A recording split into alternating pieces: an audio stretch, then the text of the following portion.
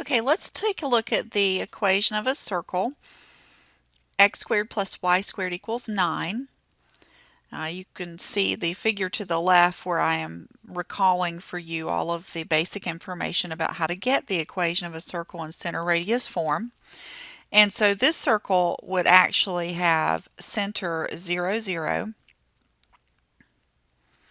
and radius 3 using our standard notation over to the left.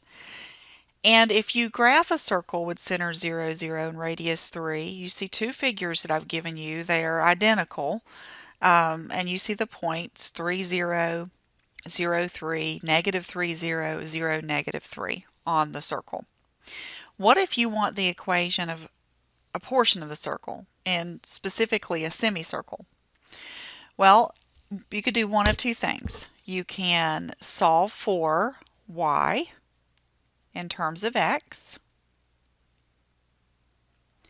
and in doing so you will produce an equation for the y coordinates dependent upon the x coordinates. You get two equations here, plus or minus. And notice in the figure I've shown you that there's a top half to of the circle and a bottom half. When you've solved for positive y's, you're getting the top half. When you calculate the negative y coordinates, you're getting the bottom half. So the top half's equation is the positive square root of 9 minus x squared. The bottom half's equation is the negative square root of 9 minus x squared. Now likewise, if you instead solve for x in terms of y in the original equation, you will find a formulas for solving for the x coordinate after substituting in for a y. So it's x equals plus or minus the square root of 9 minus y squared.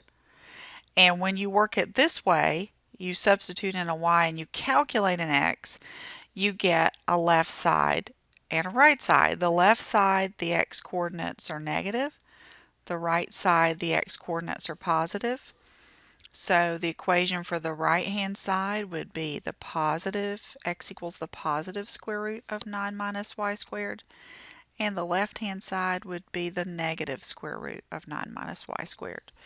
And that's how you deal with describing equations of semicircles.